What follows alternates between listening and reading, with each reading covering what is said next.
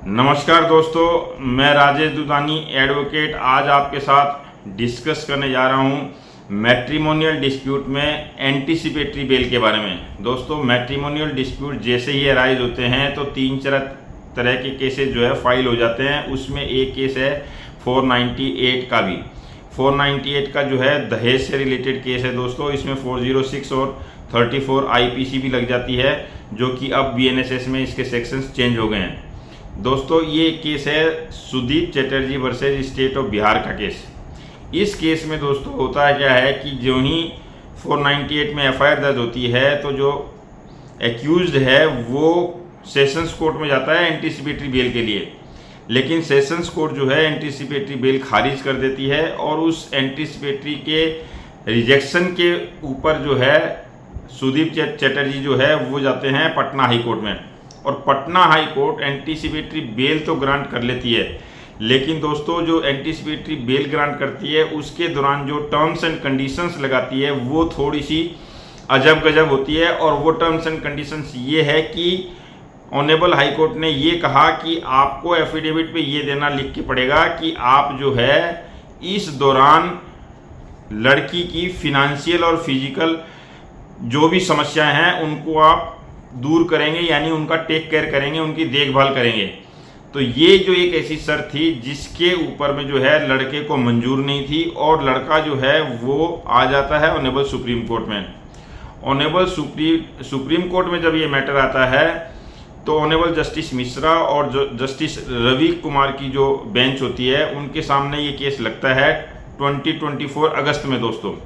और इस केस में जो है ऑनरेबल सुप्रीम कोर्ट जो है ये कहती है कि आपने जो हाई कोर्ट को कि आपने ये जो बेल दी है वो ठीक है, लेकिन आपने इसकी जो शर्तें रखी है वो शर्तें बहुत ही अजब गजब हैं, यानी कि सही नहीं है और ये किसी भी तरह से मान्य नहीं हो सकती।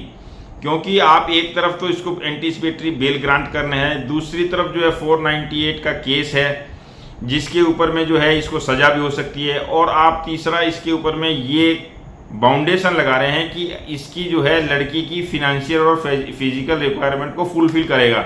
तो ये टोटली कंट्राडिक्टरी है, इसलिए लिहाजा ये जो शर्त है इसको खारिज किया जाता है और बाकी टर्म्स एंड कंडीशन को मानते हुए ऑनरेबल सुप्रीम कोर्ट ने इस केस को एंटीसिपेटरी बेल ग्रांट करी। और जो ऑनरेबल हाई कोर्ट की जो दो शर्तें थी उन शर्तों को उन्होंने खारिज कर दिया।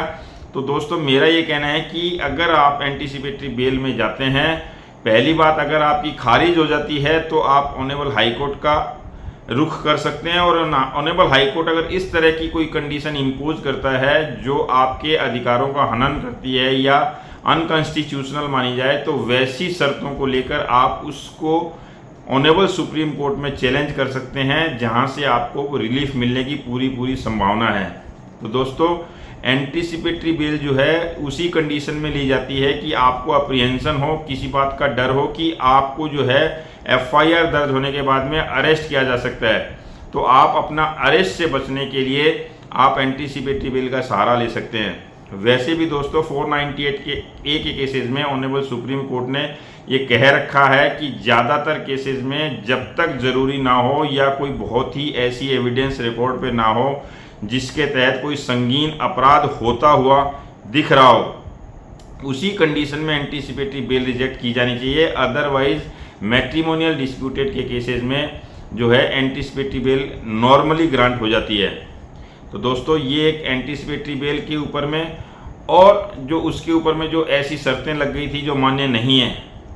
इस वीडियो में मैं आपको सिर्फ इतना बताना चाह रहा हूँ कि आप जो है इस तरह की किसी शर्त के खिलाफ में ऑनरेबल सुप्रीम कोर्ट का रुख कर सकते हैं, वहाँ से आपको रिलीफ मिलेगी। तो दोस्तों, ये एक छोटा सा वीडियो मैट्रिमोनियल डिस्प्यूट और एंटीसिपेटरी बेल के बारे में। अगर आपको अच्छा लगा हो तो इसे लाइक, शेयर और सब्सक्राइब जरूर करें और साथ में मेरा बेल आइकन को भी प्रेस कर दें ताकि मेरा नया वीडियो आप तक सबसे पहले पहुँचे। नमस्कार, धन्यवाद।